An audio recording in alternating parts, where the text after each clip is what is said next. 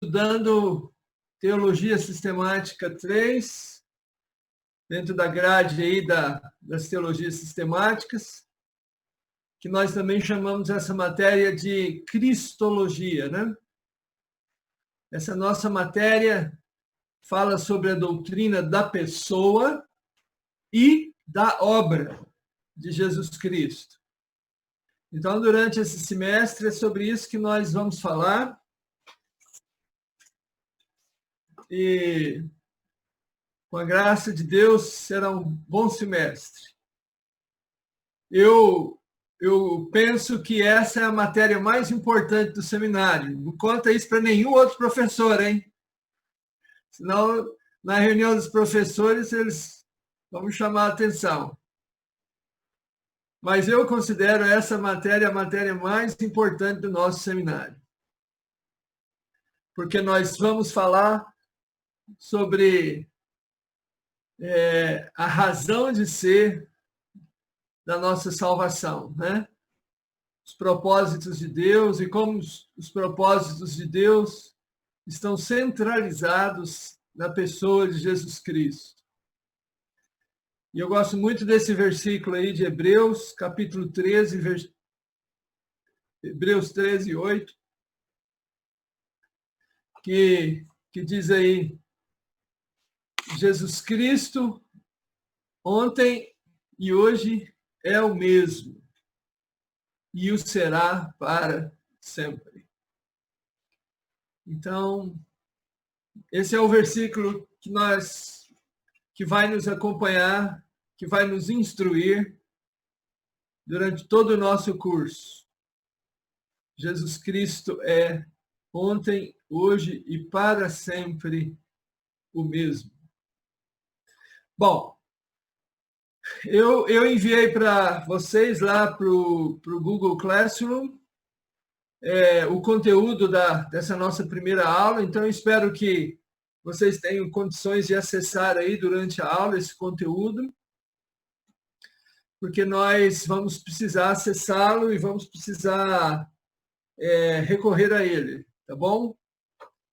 Então, deixa eu ir lá e convido você aí, se você puder me acompanhar, ir lá também.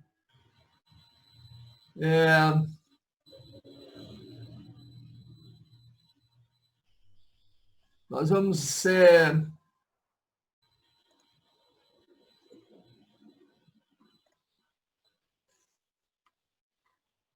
dar uma olhada nesse conteúdo programático. Tá joia? Espero que vocês estejam me acompanhando. Eu fico assim um pouco perdido às vezes, porque eu não sei como é que vocês estão aí, mas espero que esteja tudo bem, vocês estejam me acompanhando. Se houver necessidade de me interromper para fazer alguma pergunta, pode ficar à vontade, tá? Só abrir o microfone e posso ser interrompido qualquer hora, tá bom? Fiquem à vontade. Eu estou vendo que a TR deu um sinalzinho de positivo, quer dizer, então, pelo menos você está comigo. Mas vamos lá. Bom, então, o conteúdo programático Estou vendo aí que tem outros dando positivo, legal. Conteúdo programático da nossa matéria, né? É uma matéria de 30 horas aula, né? Cada dia que a gente se encontrar serão 2 horas aula. E ela tem o valor de 2 créditos aí no currículo, né? Nossa ementa, Cristologia, estuda a doutrina bíblico-reformada acerca de Jesus Cristo. Abrange temas como a pessoa, os nomes, a natureza, os ofícios, os estados e a obra expiatória de Jesus Cristo. Então, esse é o escopo, é a ementa, né? É isso aí que nós vamos ver juntos aqui, saber juntos. E os objetivos desse nosso curso são que, ao final, o aluno deverá compreender a doutrina bíblico-reformada acerca de Jesus Cristo e estar apto a argumentar e a ensinar sobre a pessoa de Jesus Cristo, argumentando a partir de textos bíblicos acerca de seus nomes, sua natureza divina humana, seus ofícios, seus estados e sua obra expiatória e redentiva. Bom, são objetivos ambiciosos, mas eu creio que nós alcançaremos eles. E você sabe que em todo o processo educacional o aluno é mais importante que o professor. Então, espero que vocês se dediquem e que essa matéria seja uma matéria assim, de grande valor para vocês, porque o estudo acerca de Jesus Cristo nos acompanha sempre. Eu hoje estou aprendendo sobre Jesus Cristo, coisas que eu não sabia ontem. Eu quero que vocês também tenham essa experiência bendita de crescer no conhecimento e na graça de nosso Senhor Jesus Cristo, como diz o apóstolo Pedro, né? Bom, então hoje nós vamos ter uma aula introdutória e esse é o nosso conteúdo programático, dividido aí em 15 unidades. Nós não vamos ver as unidades exatamente como elas estão prescritas aí, mas daqui a pouco a gente vai mudar aqui o arquivo e vocês vão entender. Mas esse é o conteúdo. Nós vamos ver todo esse conteúdo que está aí. E é um conteúdo, de fato, assim, muito, muito importante para a gente. Tá? E nós vamos ter que avaliar, porque todo curso precisa ser avaliado se o aprendiz está aprendendo, né? E se o professor está ensinando. Então, a avaliação é importante. A gente vai falar sobre avaliação daqui a pouco.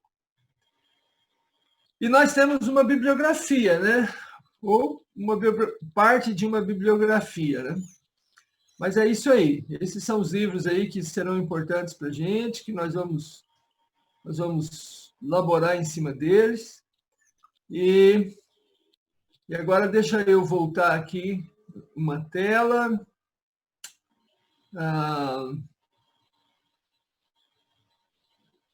Isso aqui. Quero falar um pouco sobre os 4 principais livros do nosso curso, tá bom? O primeiro é esse aí, João Calvino, a Instituição da Religião Cristã. E esse livro, vocês vão ter uma tarefa específica nesse livro, que nós vamos falar nela daqui a pouco. Tomo 1 mesmo, reverendo? Oi? No tomo 1 mesmo. Tomo 1, tá? Esse mesmo. Bom, o segundo livro importante do nosso curso é o Teologia Sistemática, do Luiz Berkoff. Essa é a capa que eu tenho aqui no meu. Acho que existe uma capa mais recente, mas o conteúdo é o mesmo, tá? Bom, o terceiro livro é do Michael Horton, Uma Teologia Sistemática para os Peregrinos no Caminho. E, apesar de ele ter assim, bastante coisas semelhantes ao Berkoff, a linguagem dele é uma linguagem mais atualizada. E o mindset dele é um mindset mais perto do nosso, né, dos nossos dias. O Berkoff é lá dos anos 40, dos anos 50, né? Mas o Horton é mais atualizado, então eu vou usar também textos dele, tá? E vou sugerir e pedir leituras dele, tá bom? E o quarto livro é esse do Alistair McGrath, Teologia Sistemática, Histórica e Filosófica. Um livro que às vezes, assim, se você ainda não teve contato com esse livro, você vai achar ele um pouco confuso, até você pegar o jeitão dele, sabe? Mas é bom, assim, ele traz um conteúdo bom. Às vezes a gente fica um pouco perdido, assim, como é que ele coloca os assuntos, ele vai e volta várias vezes, né? Mas eu gosto do conteúdo. O conteúdo dele é bom. Hoje mesmo, na nossa aula, a gente vai usar alguma coisa que eu tirei dele, tá? Então, esses são os 4 livros principais, e eu peço que você, então, procure esses livros, tá bom? E que você tenha acesso a esses livros aí, onde você está, né? Eu sei que a maioria está em casa, mas se alguém estiver aqui por Campinas e puder acessar aí a nossa biblioteca, vai ser legal. Bom, deixa eu agora voltar lá no aulas, seminários e avaliações. Bom, hoje, então, dia 30, nós vamos ter uma aula inaugural, que é essa que a gente está tendo, Introdução à Cristologia. E, em agosto, eu também vou dar essas aulas propostas aí, e nós vamos trabalhar em cima delas. Às vezes eu não vou conseguir concluir o conteúdo de uma aula, eu vou precisar concluir o conteúdo na aula seguinte, tá bom? Mas eu vou equilibrando a informação e vocês vão me acompanhando aí e vai dar certo. Agora, repara bem que aí, a partir de setembro, que é quando está prevista a volta, né, das aulas presenciais, só um minutinho, por favor.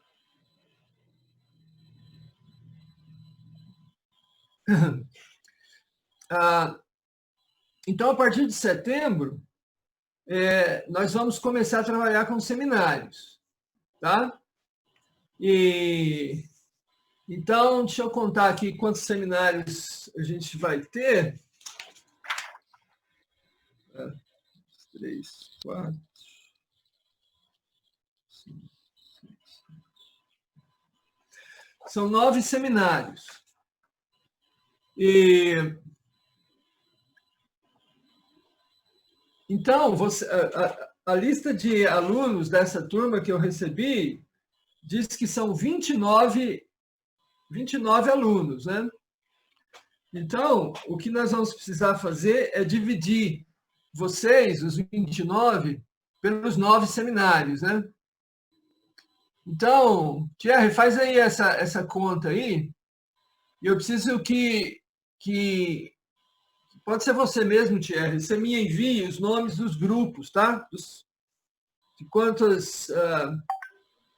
quantas pessoas vão participar, então. Tá bom? 8 grupos de 3 e um de 4. Joia. Eu faço e envio para o senhor. Oi? Eu faço os grupos lá no grupo nosso e envio para o senhor. Isso, vocês decidem aí quem fica com quem nos grupos, tá bom? E eu decido qual grupo vai dar qual matéria, tá? Ok. Aí você manda para mim pelo WhatsApp? Envio sim. Assim que acabar a aula e os grupos formarem, eu envio para o senhor.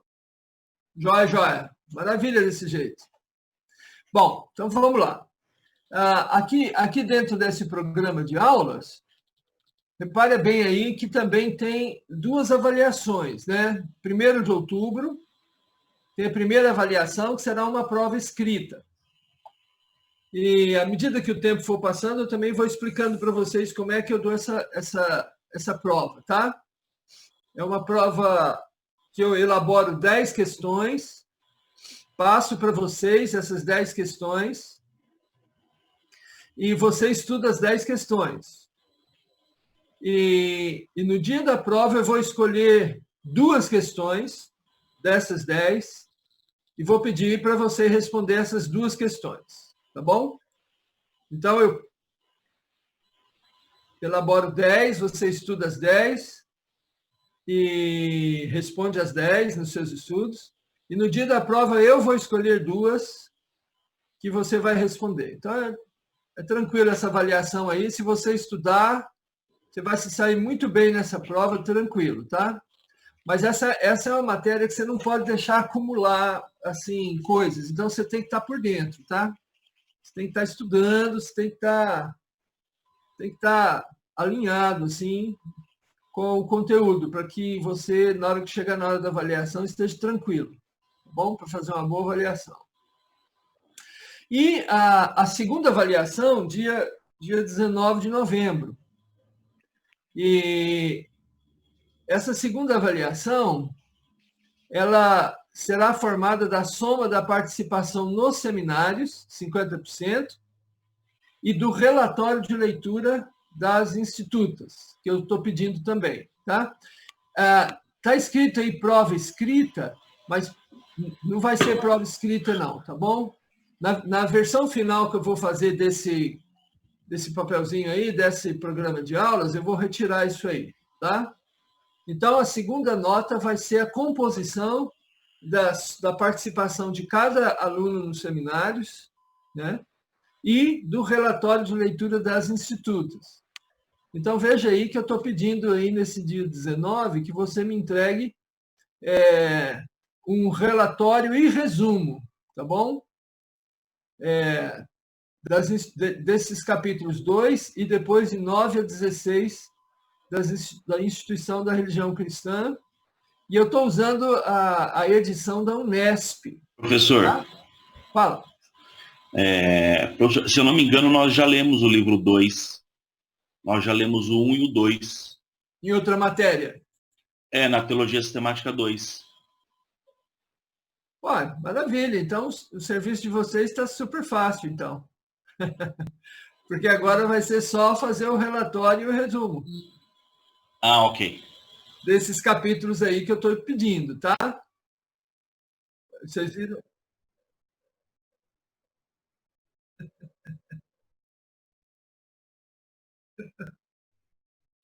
Estão pagando para eu estudar, né?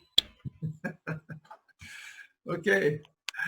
Vamos ficar por aqui por enquanto, mas vamos pensar no assunto, né? Não é ruim, a sugestão não é ruim, não. Mas fiquem tranquilos, que é isso aí que eu preciso, e vocês vão ver que é isso aí que tem a ver com o nosso curso. Eu já li as institutas mais de 2 vezes, tá? Então, é boa, coisa boa. Legal, pessoal. Beleza, então vou voltar lá agora para o PowerPoint da nossa aula. Me acompanhe aí, por favor.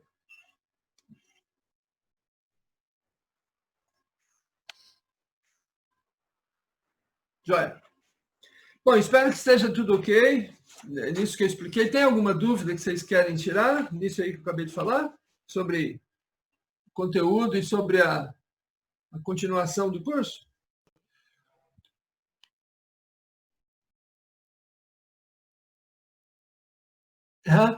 Isso. A ideia é que as aulas retornem presenciais a partir de setembro. Isso tudo está dependendo das condições que estão fora do nosso controle, né? As condições da cidade de Campinas, a legislação, as decisões, os decretos do governo do estado de São Paulo, se permite essa volta, como é que vai ser essa volta, né? Porque numa sala de aula precisa ter essa distância. E aí, como é que vai ficar isso aí, né? Então, está em haver, tá bom? Mas mesmo que a gente não volte, os seminários vão acontecer, tá? Vocês vão trabalhar os slides de vocês, o conteúdo de vocês, e mesmo distantes aí, a gente vai fazer os seminários acontecerem pela instrumentalidade aqui desse software, tá bom? Valeu! A gente está aprendendo, né? Eu mesmo estou aprendendo a mexer aqui, estou pesquisando aí como é que faz um bom uso desse ambiente assim virtual e remoto, né? Mas vamos aprendendo juntos aí. Bom, legal. Então, vamos adiante no nosso conteúdo de hoje, nessa aula inaugural.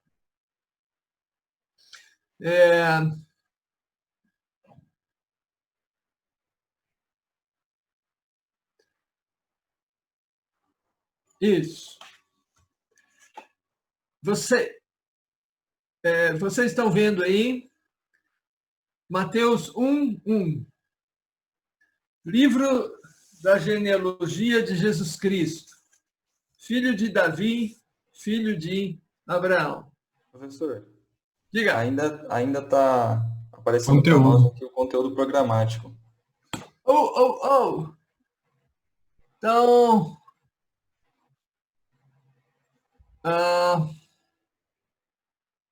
para mim aqui já está na tela, mas...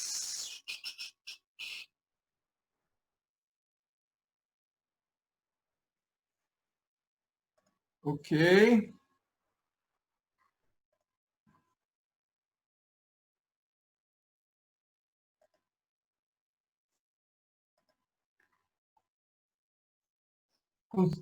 Consegui? Ok, professor, tá em tela, Mateus 1.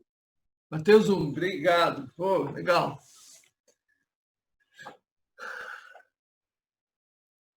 Olha, o Novo Testamento começa com essa frase. Isso não é por acaso. Porque essa frase diz que Jesus Cristo só pode ser compreendido à luz de Davi, à luz de Abraão. A pessoa que pegar o Novo Testamento para lê-lo e abrir logo no início, a primeira mensagem que essa pessoa vai receber é: Jesus é o filho de Davi que viveu 1000 anos antes dele e é o filho de Abraão que viveu 2000 anos antes dele. Então, o Novo Testamento começa com uma afirmação poderosa de que para nós compreendermos quem Jesus Cristo é, qual é a razão de ser de Jesus Cristo, nós precisamos compreender quem foi Davi e quem foi Abraão. Então, essa é a primeira informação que o Novo Testamento nos faz, nos oferece sobre Jesus Cristo. E tudo mais que o Novo Testamento vai nos falar sobre Jesus Cristo tem a ver com essa frase aqui. O apóstolo Paulo, várias vezes, ele em Romanos, depois na carta a Timóteo e em outros lugares, o apóstolo Paulo fez questão de dizer que o Jesus que ele anunciava era filho de Davi segundo a carne. E em outros textos, o apóstolo Paulo fez questão de vincular Jesus Cristo a Abraão, dizendo que Abraão é o pai de Jesus Cristo e quem crê em Jesus Cristo se torna um filho de Abraão. Então, ele é o pai de todos os que creem no seu filho, Jesus. Né? Então, Jesus é o centro das Escrituras.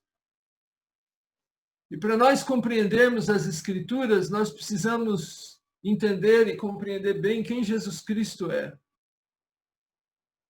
Por isso, o Novo Testamento começa com essa informação, e que essa informação é fundamental para nós entendermos tudo mais que a Bíblia diz. Tudo mais que está escrito na Bíblia é um ensino, uma revelação sobre a pessoa de Jesus Cristo. Por isso, nós sabemos que o mundo se divide em duas partes, antes de Cristo e depois de Cristo. A própria Bíblia é uma coletânea de livros que se divide em duas partes. Os livros que foram escritos antes de Cristo e os que foram escritos depois de Cristo. Eu gosto muito da expressão Anno Domini, que é uma expressão muito usada também, a abreviatura dela é AD, porque fala do tempo, do ano, do nascimento de Jesus Cristo. Né? Bom, então nós começamos a entender, a estudar a cristologia a partir daqui. O texto de Hebreus que a gente viu agora há pouco diz que Jesus é sempre o mesmo, ontem, hoje e o será para sempre. Mas nós o conhecemos a partir do momento em que Deus começou a nos falar sobre ele. Deus começou a nos falar sobre Jesus Cristo lá no Jardim do Éden, quando Deus prometeu a Adão e a Eva um descendente, um filho, que iria livrá-los da maldição do pecado que eles cometeram. Então, desde então, Deus está falando, mostrando que todo ser humano precisa de um redentor. E quem é esse redentor? Então, para seguirmos nessa linha de pensamento e de raciocínio, peço que você pegue aí agora a sua Bíblia e que a gente abra em Isaías. Vamos abrir lá.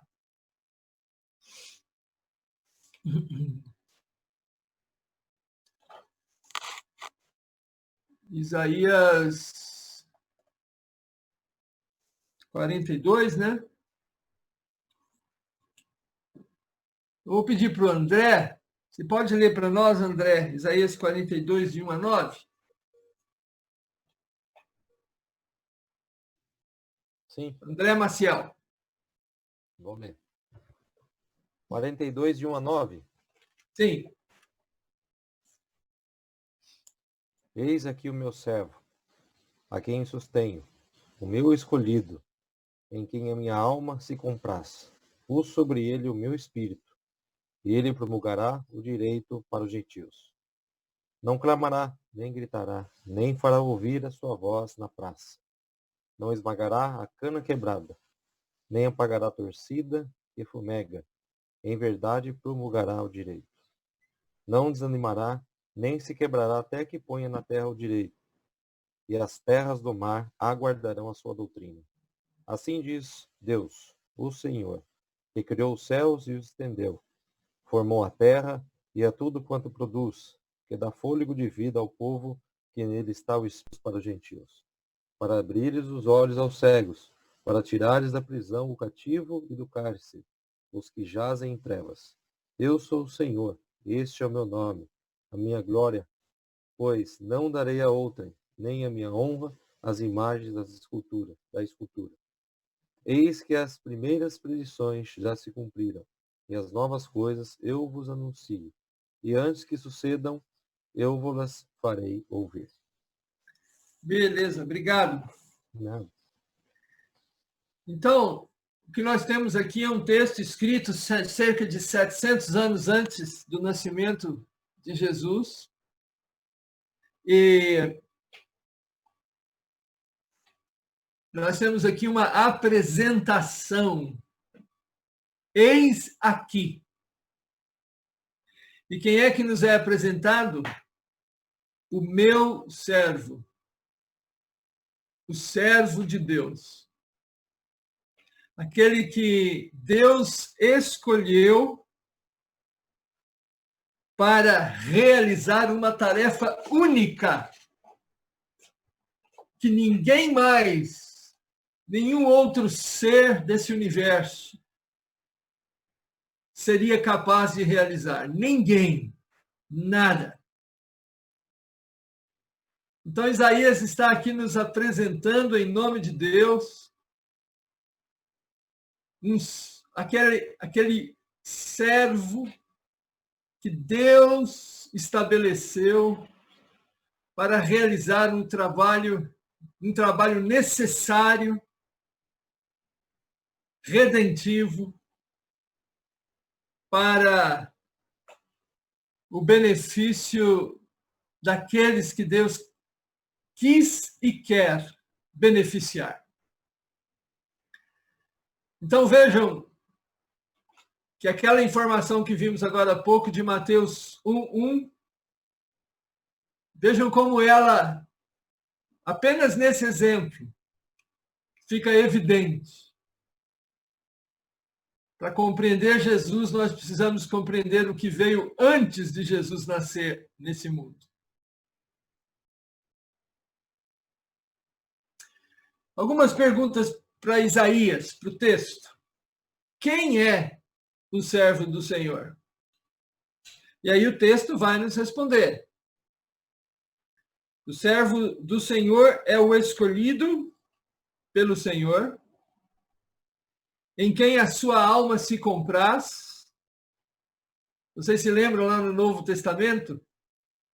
Na hora do batismo, na hora da transfiguração, o que Deus disse e o que os homens ouviram? Tu és o meu filho, em quem a minha alma se compraz.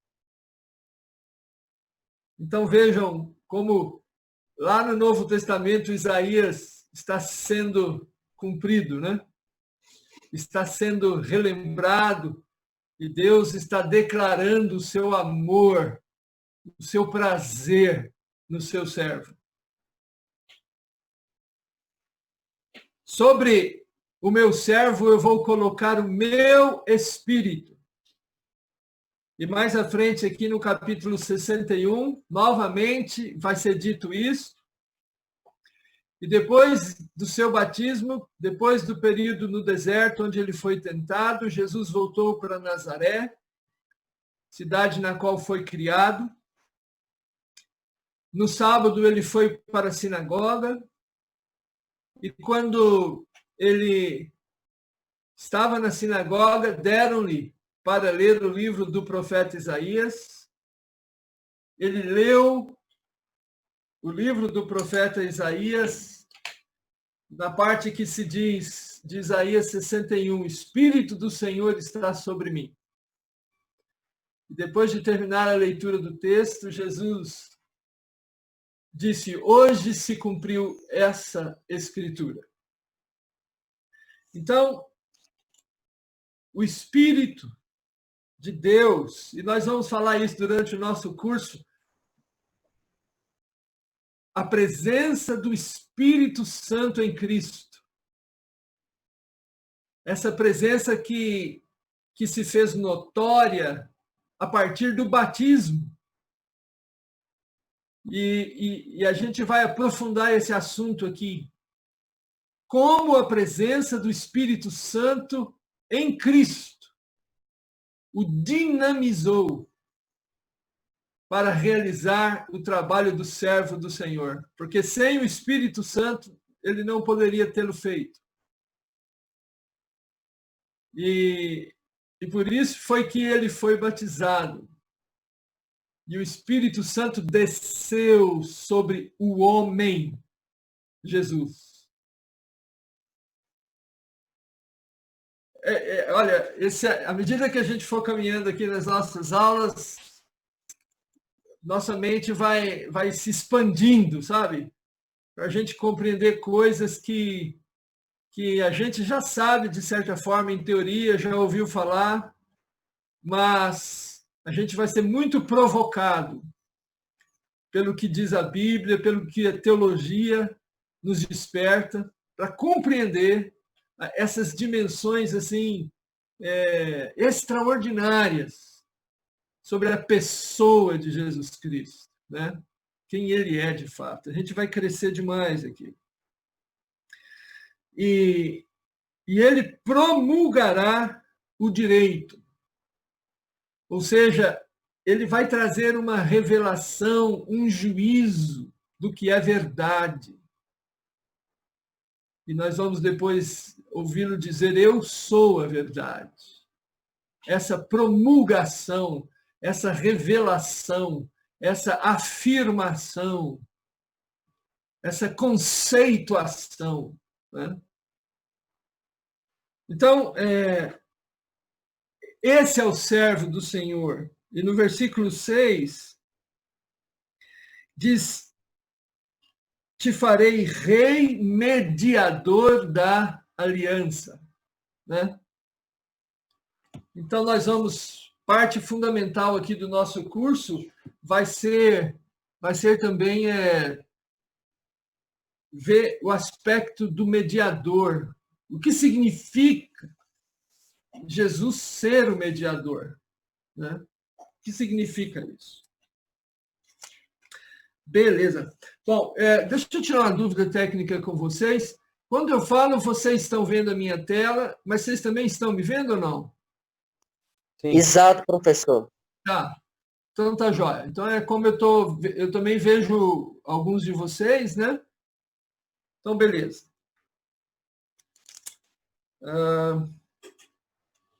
Eu quero pedir para vocês responderem essas perguntas aí num papel, tá bom? Quer dizer, desculpa, essa é falha nossa, a gente está acostumado.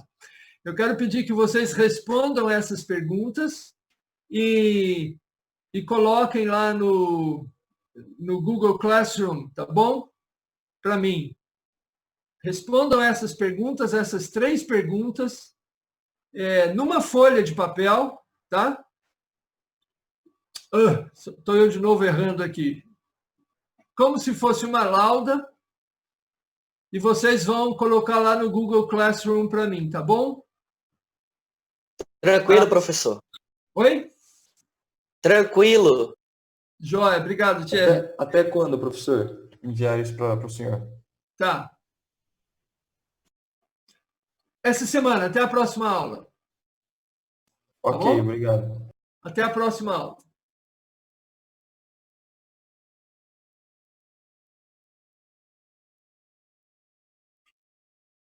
Uma lauda só, tá bom? Você escreve no seu computador, salva pode ser Word, pode ser PDF, não importa, e coloca lá. Tá joia? Vamos adiante, então? Alguma pergunta nisso aqui ou não? Acho que não, né? Bom, fica aí a tarefa para vocês. Acho que vai ser muito interessante vocês fazerem essa tarefa. E também já pode ser um sermão aí que você está preparando, né? Para você compartilhar em algum momento aí.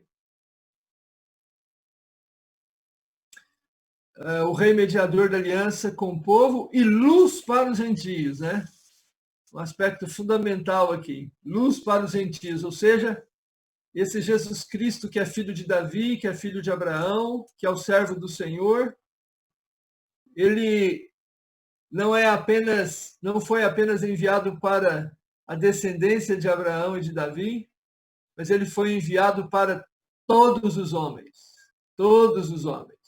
né? Muito bom.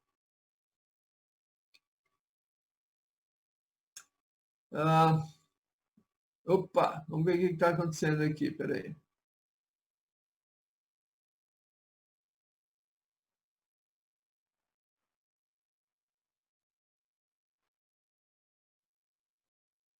Isso.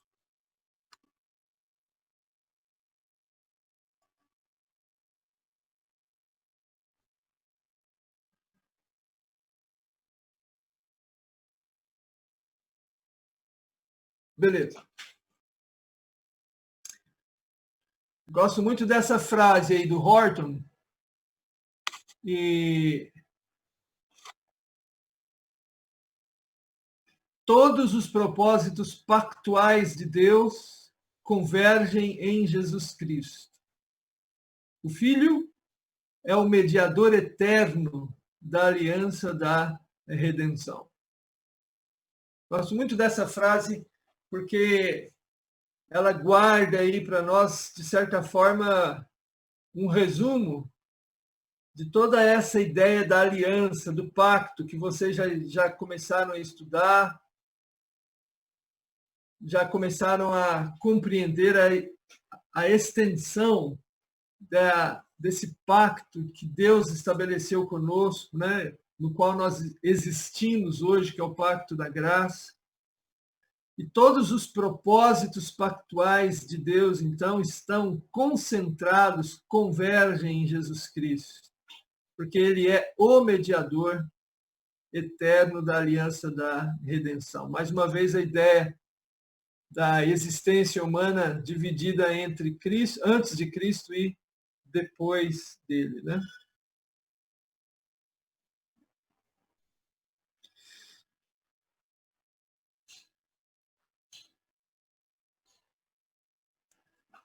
Jesus Cristo e as Escrituras, né? Como é que nós sabemos quem é Jesus Cristo, né? Qual é a fonte segura de informação O cristianismo não é um conjunto de ideias isoladas e independentes. Ele representa uma resposta sustentável às questões levantadas pela vida, morte e ressurreição de Jesus Cristo. A cristologia e a autoridade da Escritura são ligadas de forma indissociável, pois é a Escritura que nos traz o conhecimento de Jesus Cristo, que nos ajuda aí é o Alistair McGrath, esse livro que eu mostrei agora há pouco para vocês. Sem a Escritura, nós não conseguimos entender quem Jesus Cristo é. Não há como. E quando eu falo de Escritura, eu estou falando de toda a Escritura. Novo e Antigo Testamento. Porque Jesus está presente no Antigo Testamento. Eu sei que alguns teólogos não gostam muito de falar sobre isso. Existem algumas linhas de teologia que evitam fazer leituras assim ou compreensões assim cristológicas do Antigo Testamento. Mas quando você olha a Escritura como um todo, harmonicamente e, vamos dizer, sistematicamente, você percebe a presença de Jesus Cristo ali. O exemplo que eu dei agora há pouco do próprio Isaías, né? Esse texto que a gente viu de Isaías 42.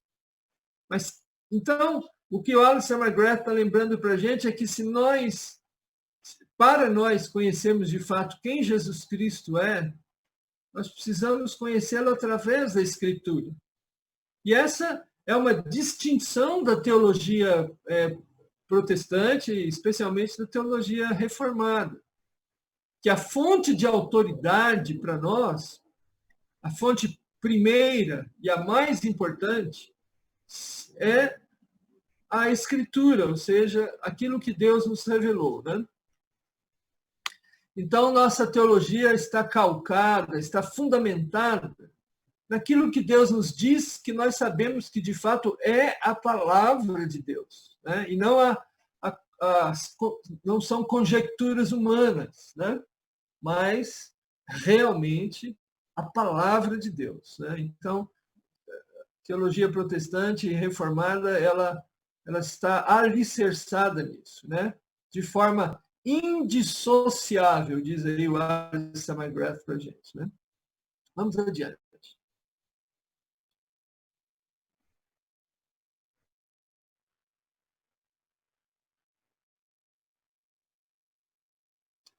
Outra citação do Alistair McGrath: Deus se revela em Jesus Cristo. A teologia cristã tem reconhecido que é impossível falar sobre Deus sem relacionar tais afirmações à pessoa e à obra de Jesus Cristo.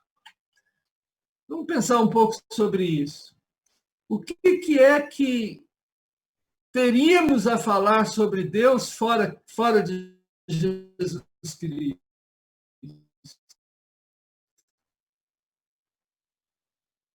O quê?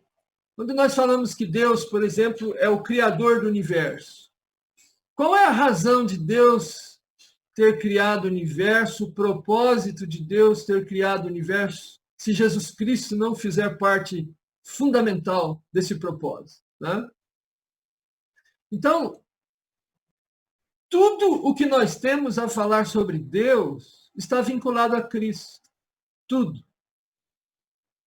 E tirarmos essa realidade, dissociarmos a pessoa de Jesus da pessoa de Deus, né, de Deus o Pai, é impossível. Então, para nós compreendermos a Deus mesmo, quem Deus é, nós só poderemos compreender o Deus Pai a partir ou em relacionamento com Deus Filho. E, claro, o espírito.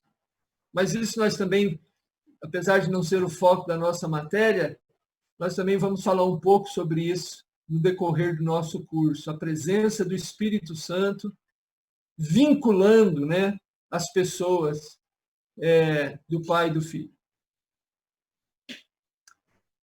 Joia? Querem fazer alguma colocação, alguma pergunta ou vamos seguindo?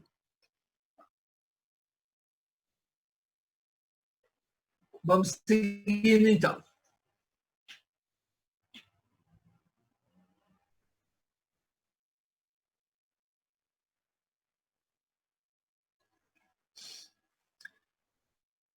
Outra colocação do Alistair McGrath para a gente. Jesus Cristo é o fundamento da salvação.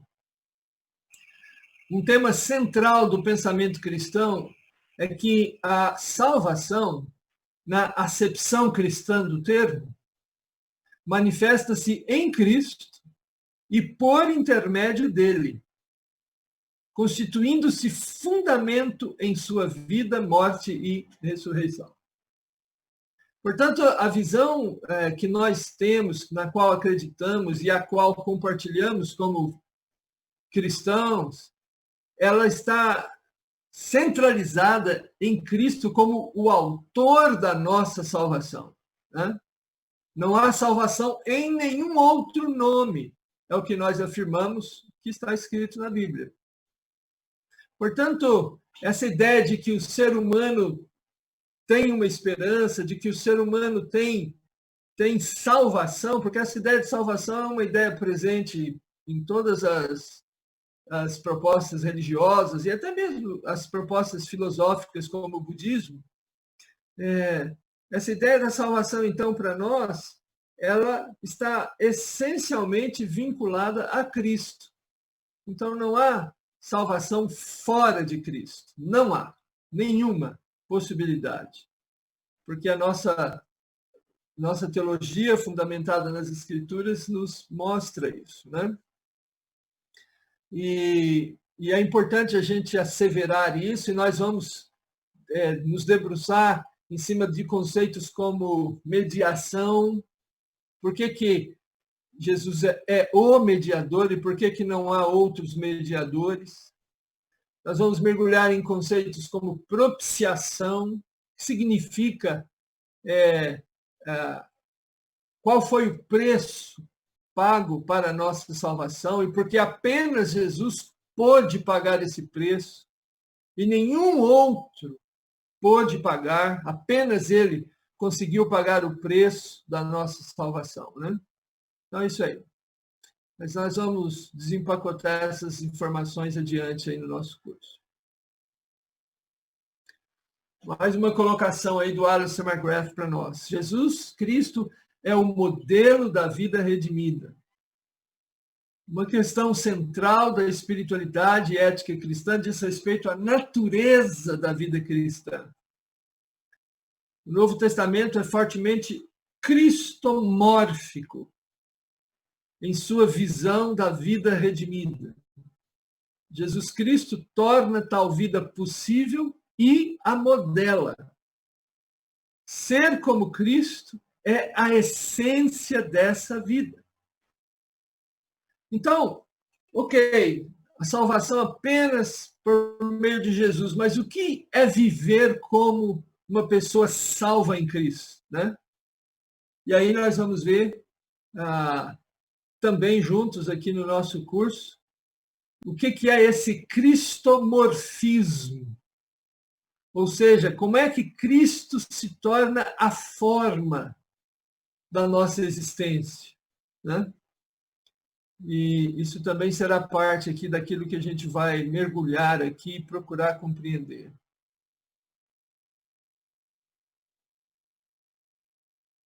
Bom, ok. Então, essas são, assim, palavras conceituais, iniciais, e que são palavras importantes e que a gente precisa ter pelo menos uma noção delas, né? Vocês querem fazer alguma colocação em cima disso aí? Alguma pergunta?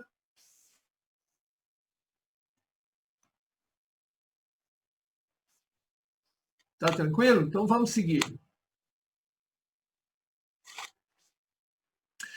Agora, se você tem aí à sua disposição o Berkoff, e você quiser abri-lo, nós vamos agora trabalhar em cima do conteúdo aí que inicia a parte de cristologia da teologia sistemática, do livro do Berkoff, tá bom? Então, se você tiver acesso ao livro, pode acessar aí o livro e vamos seguir isso aqui agora. Bom, a relação entre antropologia e cristologia, né? Bom, a teologia sistemática que vocês acabaram de fazer no semestre passado é a teologia que trata sobre quem é o homem, né? O que nós podemos saber sobre o homem, antropologia. Mas agora chegou a hora de nós compreendermos quem é o homem, Jesus Cristo, né? E Paulo, quando escreve, então, a sua carta aos Romanos, ele deixa claro para a gente que para nós compreendermos a nós mesmos, nós precisamos compreender quem Jesus é. Portanto, assim como por um só homem entrou o pecado no mundo, e pelo pecado a morte, assim também a morte passou a todos os homens, porque todos pecaram. Todavia, não é assim, eu estou fazendo aqui um salto agora, né? Do 12, versículo 12, versículo 15. Todavia, não é assim o dom gratuito como a ofensa. Porque se pela ofensa de um só morreram muitos, muito mais a graça de Deus e o dom pela graça de um só homem.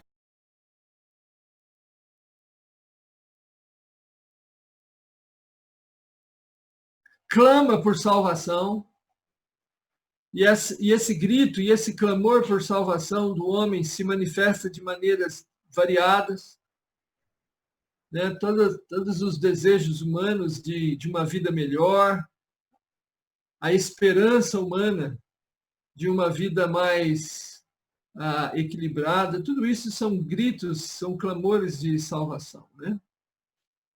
Porque o homem sabe que ele é mortal. E, diante da realidade da morte, o ser humano procura dar um sentido à sua vida. Mas esse sentido à vida é fugaz, não preenche inteiramente, não resolve, não satisfaz. Então, a satisfação plena, não só para essa vida, mas para a vida eterna, apenas Deus é capaz de conceder ao homem, ao pecador. E Deus o faz em Cristo. E é isso que Paulo está dizendo para nós. Então, existe uma relação estreita e sequencial ou consequente entre a compreensão do que é o homem e de quem é Jesus Cristo, né? Reverendo, Bom, diga. eu tenho um Berkoffinho aqui, aquele Manual da Doutrina Cristã. Vai me ajudar de alguma forma no conteúdo? Eu estou aqui na obra de Cristo aqui, e talvez a expiação por Cristo venha a ser esse conteúdo aí?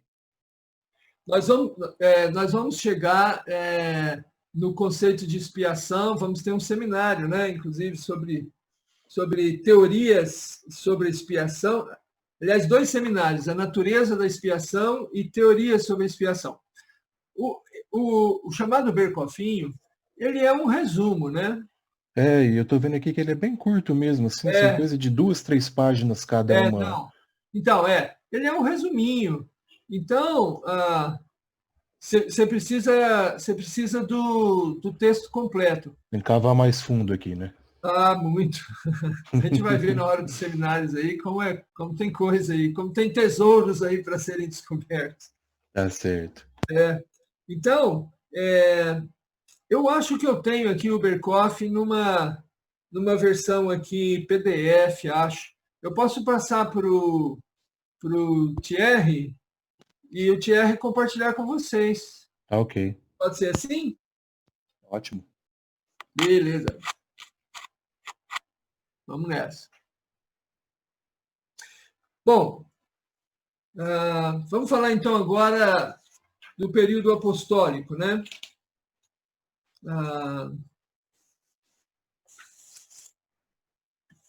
Porque tanto os judeus pedem sinais, como gregos buscam sabedoria, mas nós pregamos a Cristo crucificado, escândalo para os judeus e loucura para os gentios, né? Então, no período apostólico, a proclamação era essencialmente cristocêntrica, né?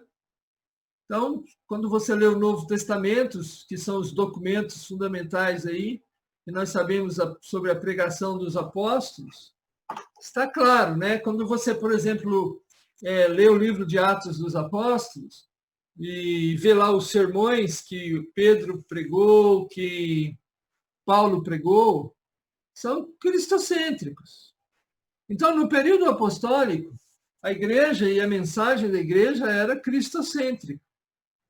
Cristo crucificado, a morte e a ressurreição de Jesus Cristo. Então, a pessoa de Jesus Cristo. Então, o período apostólico foi um período onde a convicção sobre quem Jesus é e o que Jesus significa estava muito clara, né?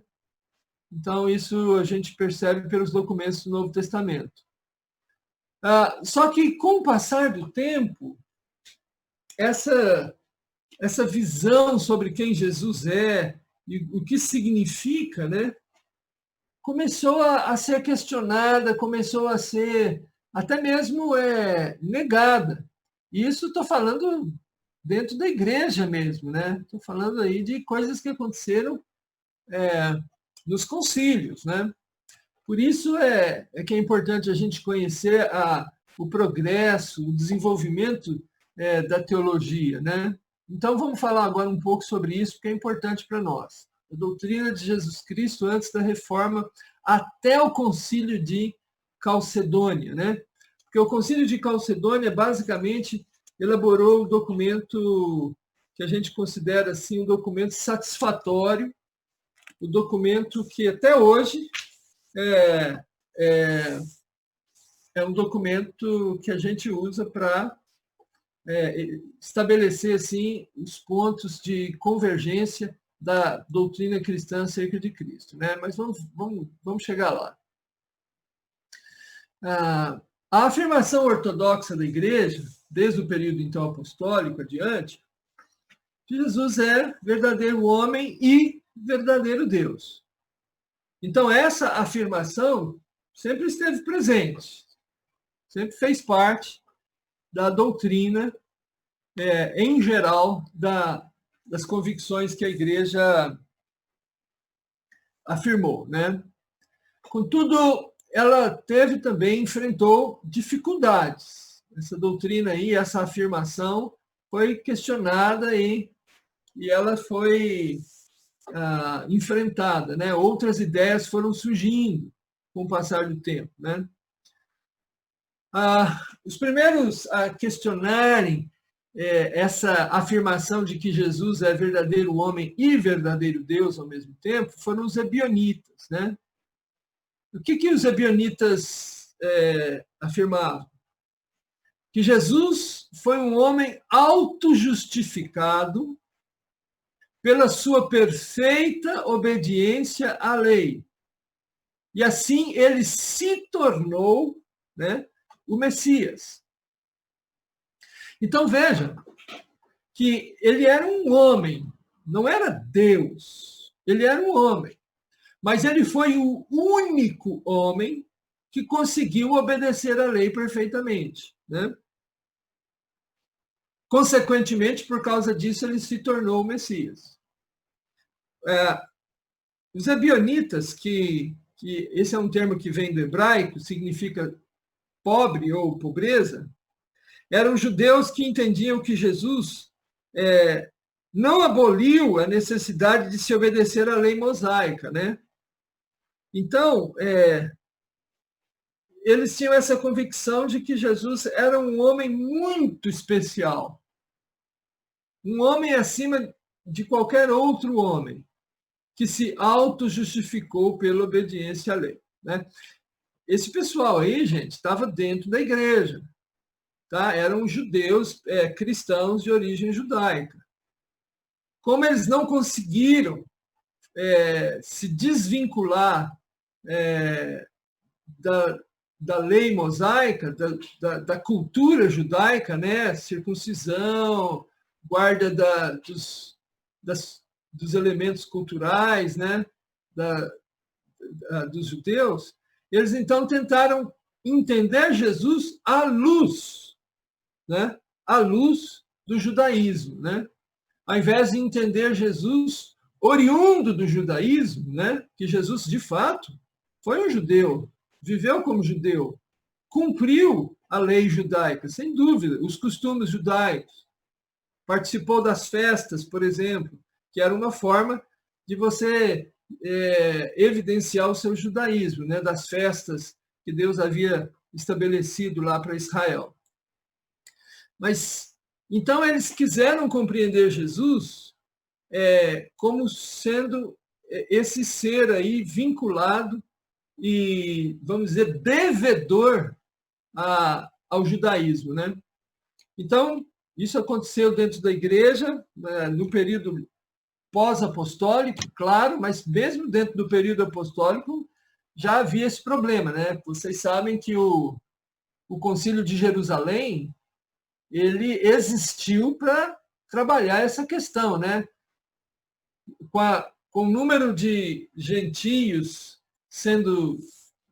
convertendo-se a Cristo, surgiu então aquela questão se esses gentios deveriam ser circuncidados, deveriam guardar elementos da cultura judaica, né? Por isso foi que o Concílio de Jerusalém se reuniu e o Concílio de Jerusalém decidiu, não, os gentios devem viver como gentios. E nós, judeus, temos os nossos costumes, né? Bom, então, os ebionitas aí começaram a se expressar dentro da igreja acerca da compreensão que eles tinham de Cristo.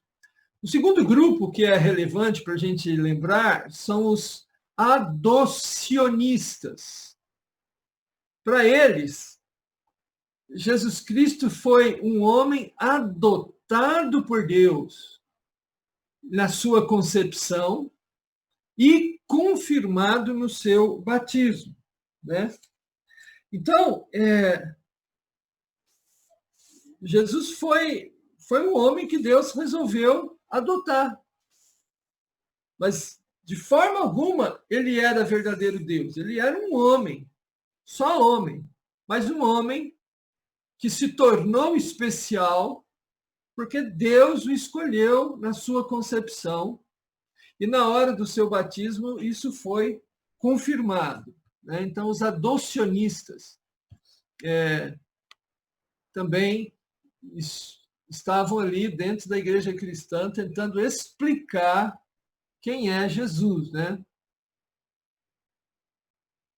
Tudo bem com respeito a essas duas ideias aqui para vocês? Joia, então vamos em frente.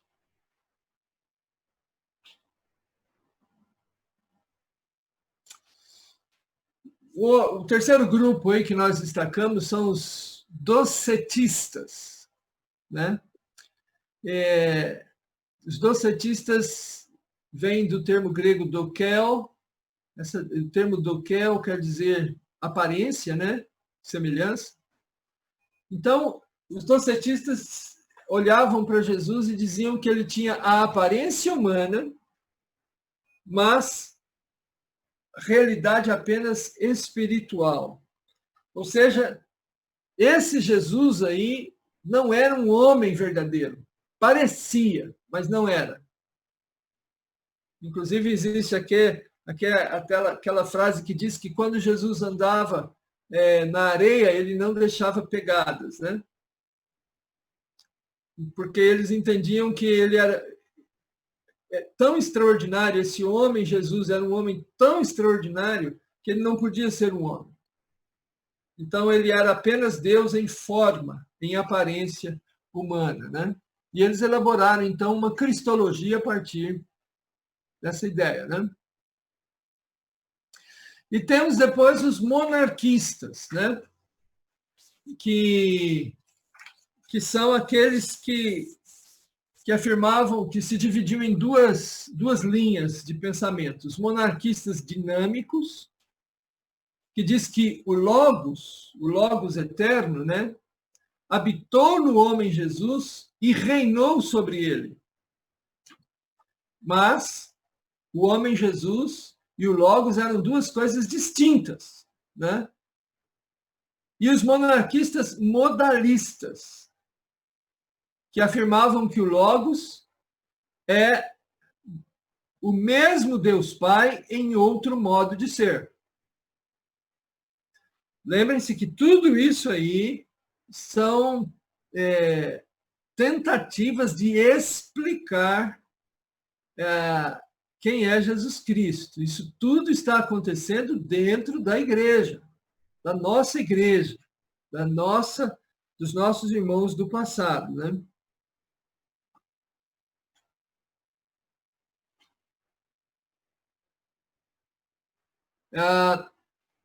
Também apareceram os gnósticos, né? E nós sabemos que os gnósticos são aqueles que acreditam que há um conflito entre o espírito e a carne, e a ideia deles é que o Logos habitou em Jesus do batismo até antes da sua morte.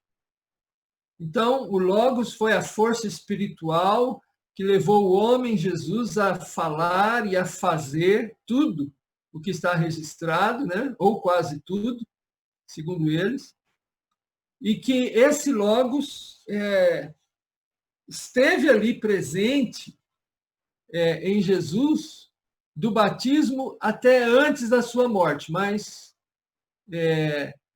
esse Logos não podia estar antes do batismo, porque antes do batismo Jesus teria tido uma vida regular, normal e contaminada, e depois na morte o Logos também não podia estar presente, porque o corpo não tinha mais nada a oferecer ao Logos, né? E o Logos não tinha como mais se utilizar daquele corpo, né? Então, essa ideia dos gnósticos.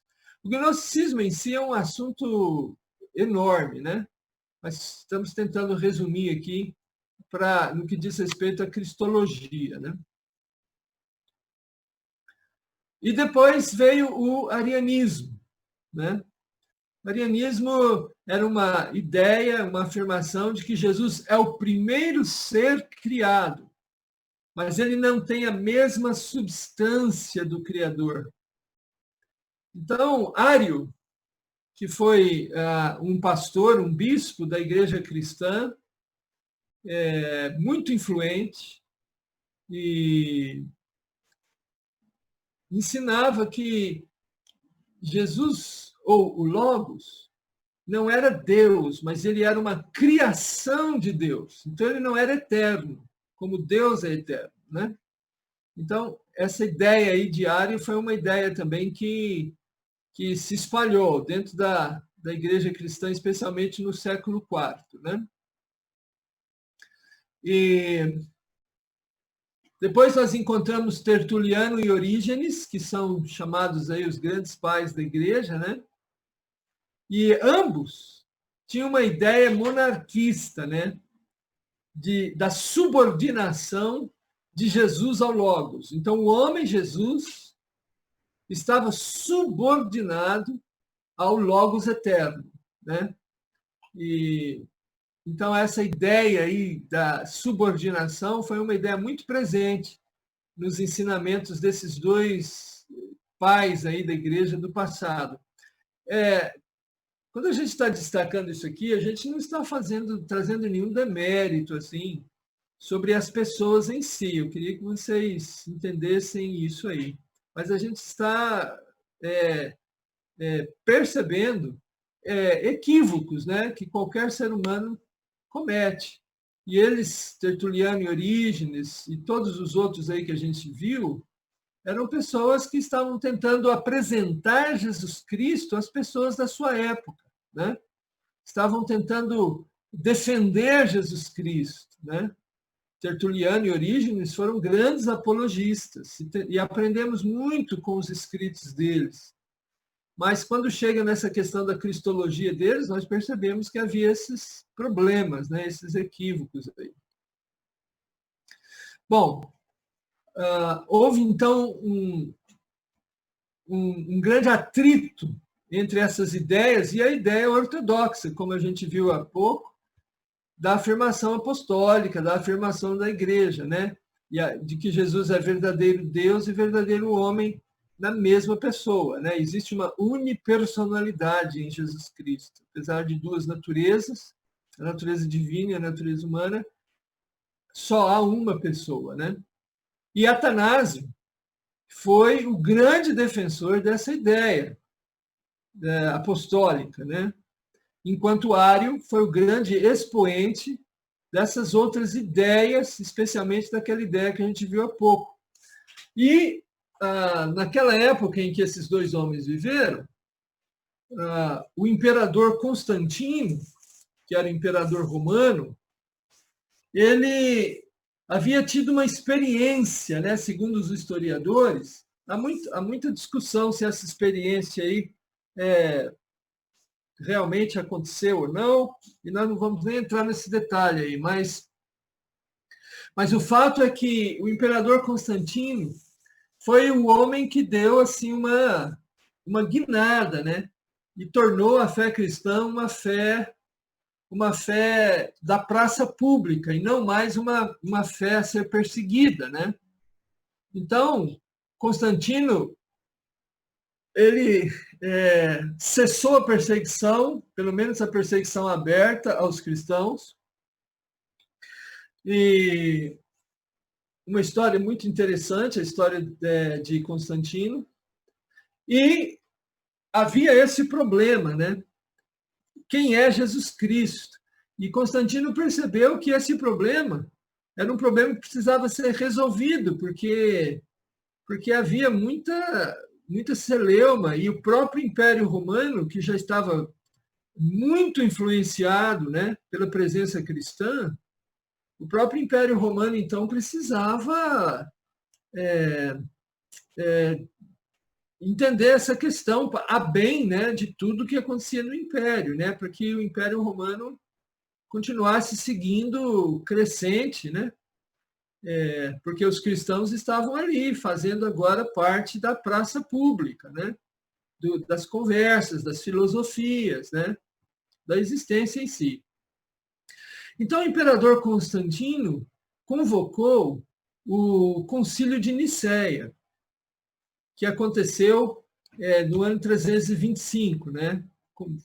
Chamou lá os cristãos, especialmente para deliberarem uma proposta que unisse a igreja e não dividisse, mas que trouxesse os cristãos para debaixo da mesma convicção sobre quem é Jesus Cristo, né? Então, ele fez isso, e a questão era se Jesus tinha a mesma substância, né, de Deus, ele era consubstancial com Deus, ou se, como dizia Ário e outras ideias também que Ário defendia, se Jesus era apenas semelhante, né? E então essa era a discussão muito calorosa, discussão que vocês aí estão estudando história já devem ter passado aí por esse capítulo, né? Uma pergunta agora, vocês já estudaram esse momento da história da igreja? Já sim, professor. Tá, beleza, Thierry. Então vocês já sabem aí que a coisa pegava fogo, né? Essa discussão aí foi uma discussão realmente muito forte, né? Mas, de fato, essa ideia, essa discussão precisava ser trabalhada, né? E Constantino sabia disso, Então, ele convocou o concílio para isso. Thierry, nossa aula vai até... Está acabando, 9h10, professor. 9h10. Isso. Beleza. Beleza. Então, dá tempo da gente seguir um pouquinho mais aqui. Eu quero agora mostrar para vocês como o assunto da cristologia ganhou corpo, né? Cresceu na história, né? Esse aí é o Credo Apostólico. Nós consideramos aí que esse é o primeiro documento didático que a Igreja produziu para a profissão de fé, né? Então, alguns dizem que esse documento vem lá do segundo século, né? Então, outros acham que não, ele é mais tardio. Mas seja o que for, há um consenso que entende que esse é o primeiro documento, vamos dizer assim, de pública profissão de fé cristã, né? Então, quando alguém perguntava a um cristão, no que você acredita? Então, o cristão respondia com essas palavras, né? E vejam aí que a primeira frase tem a ver com Deus, né? Mas a segunda colocação, ou seja, a segunda cláusula é cristocêntrica. E a terceira fala sobre o Espírito Santo e a Igreja. E a esperança final, né? Da vida eterna.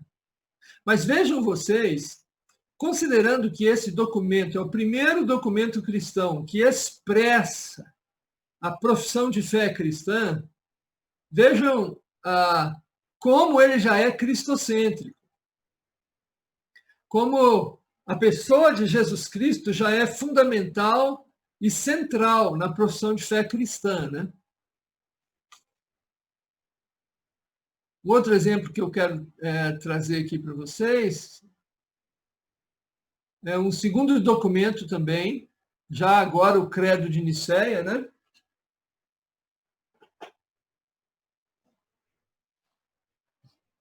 Veja que a parte de Deus continua basicamente a mesma do Credo Apostólico.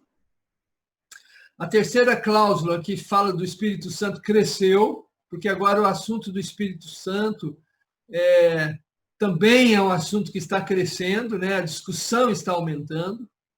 Mas veja como a parte cristológica ela se expandiu extraordinariamente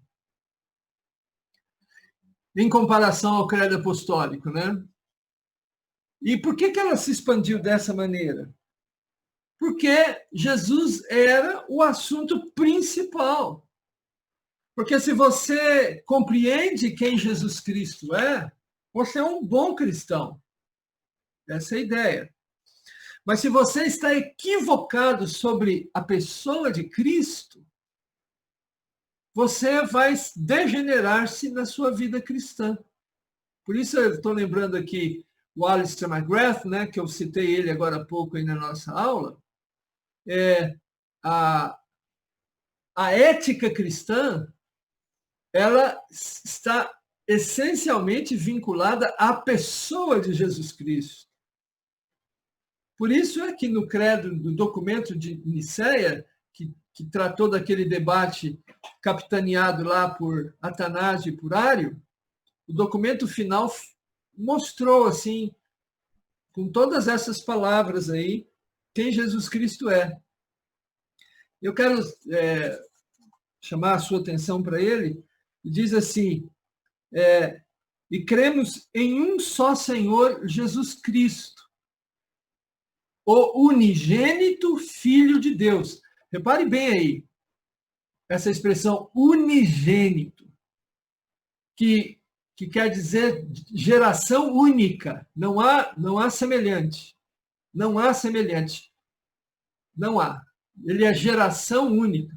E repara bem que eles fizeram questão de explicar o termo unigênito, que diz gerado pelo Pai antes de todos os séculos. Gerado pelo Pai. Luz de luz, verdadeiro Deus de verdadeiro Deus, e eles voltam à palavra gerado, né?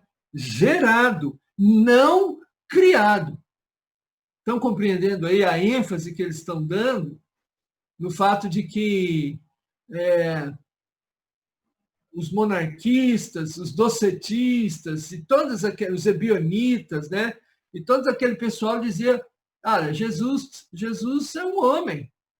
Jesus é um homem que Deus adotou. E agora a igreja está dizendo: não, ele é eterno, unigênito, luz de luz, nunca criado, gerado, de uma só substância com o Pai. Aquela questão da consubstanciação, da mesma substância, né? Da mesma essência que o Pai, né?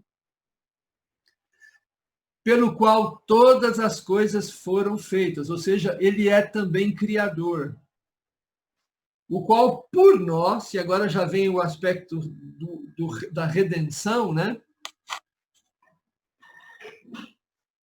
O qual por nós, homens, né? E por nossa salvação, desceu dos céus, foi feito carne pelo Espírito Santo e da Virgem Maria e tornou-se homem.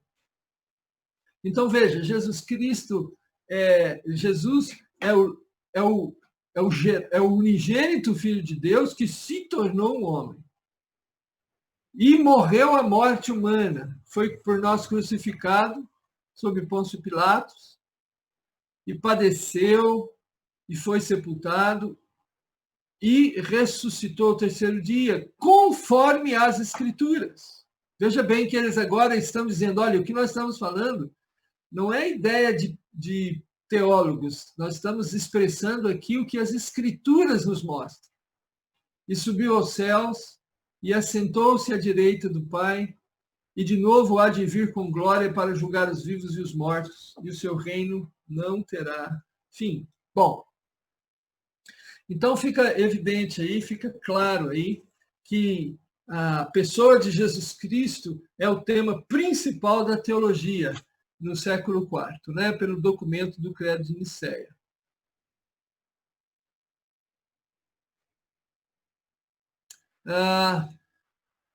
E agora, passando o Credo de Nicéia, as ideias ainda estão sendo colocadas, né, sobre quem Jesus Cristo é.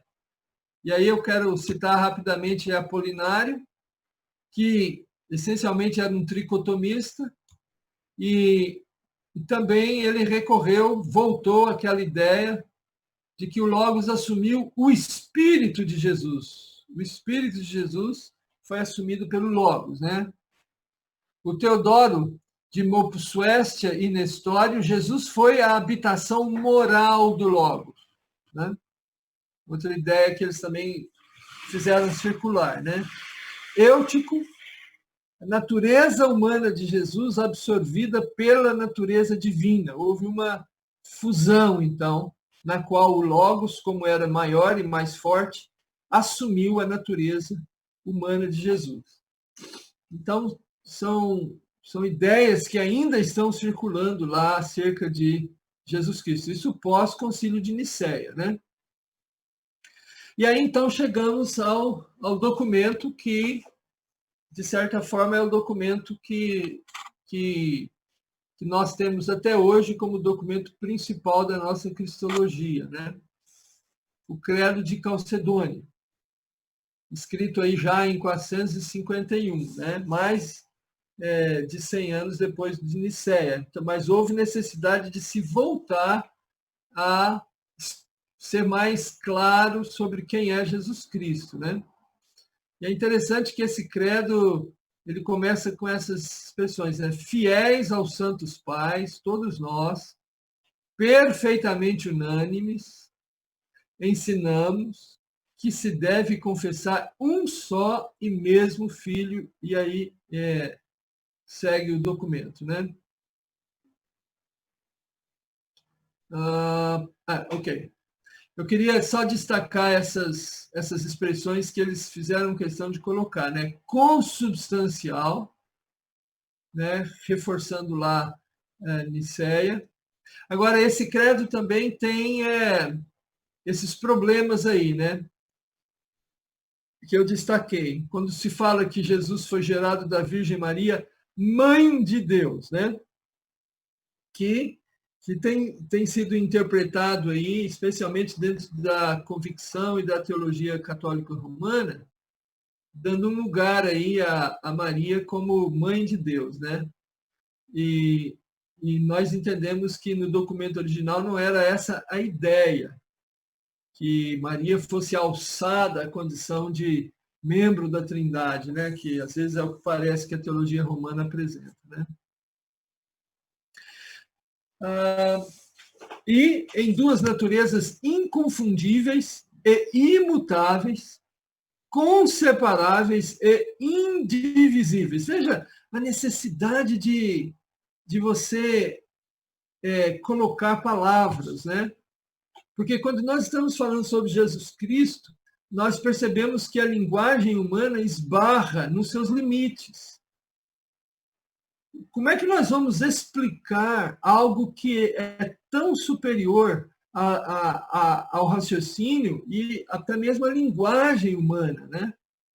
Por isso é que o Credo de Calcedônia começa a usar palavras para tentar expressar algo que é maior do que a nossa capacidade de expressão, né? Por isso é que ele vai acumulando essas palavras em duas naturezas inconfundíveis e imutáveis, conseparáveis e indivisíveis, né? Bom, e após Calcedônia, as ideias continuaram a circular, né? Ideias assim equivocadas. João Damasceno, por exemplo, inventou esse termo, né? Circuninseção, para falar sobre a intercomunicação das pessoas da Trindade, né? Do Pai, do Filho e do Espírito também. Félix voltou à ideia do adocionismo, né? O Logos que adota Jesus. Mesmo com todos os documentos já escritos, as pessoas ainda continuavam inquirindo, né? Tentando explicar, compreender e explicar quem é Jesus Cristo. E Tomás de Aquino, que é o grande teólogo da Igreja cristã, né, na época medieval, propôs a ideia do logos composto, né? A parte divina governando a parte humana, né? Muito bom. Professor, Diga. nesse sentido do Tomás de Aquino aí, Uhum. Haveria divergência com relação à fé dos concílios? Porque não necessariamente ele está negando aquelas questões, né? Aparentemente só está trazendo uma prevalência, vamos dizer assim, da parte divina. Exatamente. Ou eu estou entendendo errado? Não, é isso mesmo. O que ele está querendo dizer é que o Logos, ele governa a humanidade de Jesus, né? Então, eu acho que mais é a questão da ênfase mesmo, né? Mas essa questão da composição é uma palavra que a gente esbarra no limite do significado dela também, né? Então, a palavra consubstanciação também é uma palavra que foi usada mais tarde pelos luteranos na questão da ceia. Também não é uma palavra, mas da mesma substância, né? Então, você veja que, mesmo na tentativa de explicar quem Jesus Cristo homens como Tomás de Aquino, que foi um gigante da teologia, isso a gente não discute, né? Mesmo ele, a gente pode observar que esbarrou nos limites da linguagem, né?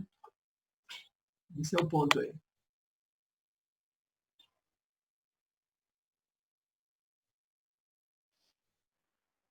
Bom, a doutrina de Cristo depois da Reforma e a confissão de fé a nossa confissão de fé, a confissão de fé de Westminster, ela então tem colocações assim muito muito claras, né? Nós não vamos ler aqui, mas eu coloquei elas aí para você dar uma olhada nelas depois, tá? No capítulo 8, parágrafos 1, 2 e 3. São muito importantes. Depois você dá uma olhada lá, tá?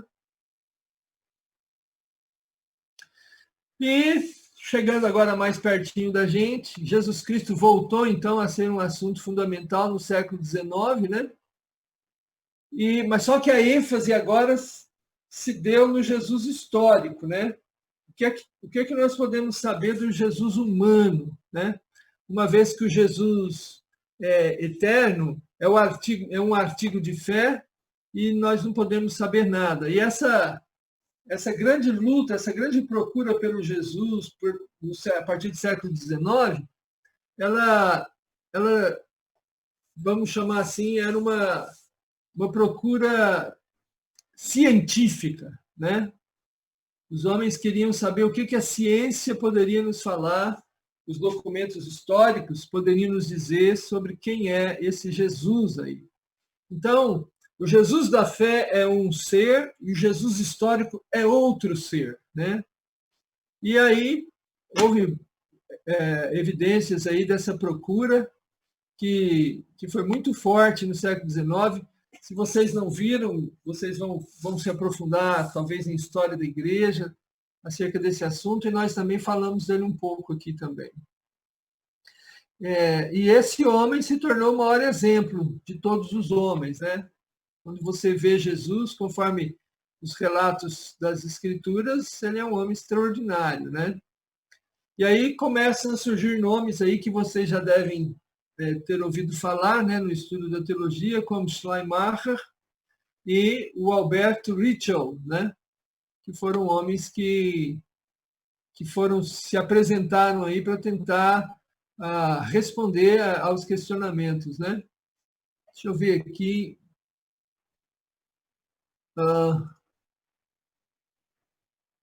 Ok. Sim, eu vou fazer chamada sim. Eu estou olhando agora o chat, tá? Vou fazer a chamada, tá bom? E nessa procura pelo Jesus histórico, o que a gente percebe é que a imanência é o assunto principal, né? Ou seja, aquilo que se pode perceber, que se pode conhecer do Jesus que se apresenta a nós, né? E o Jesus que cabe em todos os lugares e que está dentro agora de uma ideia mais panteísta, né? Esse quadro aí que eu estou apresentando agora para vocês, eu tirei ele do livro do Horton, tá bom? Então, vocês podem ver lá no livro do Horton que ele faz aí coloca aí um quadro para a gente histórico, né? Primeira busca, não busca, segunda ou nova busca e terceira busca, né? E até hoje aí tem muita gente debruçada em cima dessa busca, né, pelo Jesus histórico. Bom, vamos ficar por aqui então por hoje, por causa do nosso tempo. E aí, semana que vem a gente retoma, né, falando sobre os nomes de Cristo, né? Então, por favor, vocês já podem ler aqui no Berkoff. Nossa aula vai ser baseada basicamente nos escritos do Berkoff, tá? Então, vocês já podem acessar lá, tá certo? Vamos fazer a chamada, então?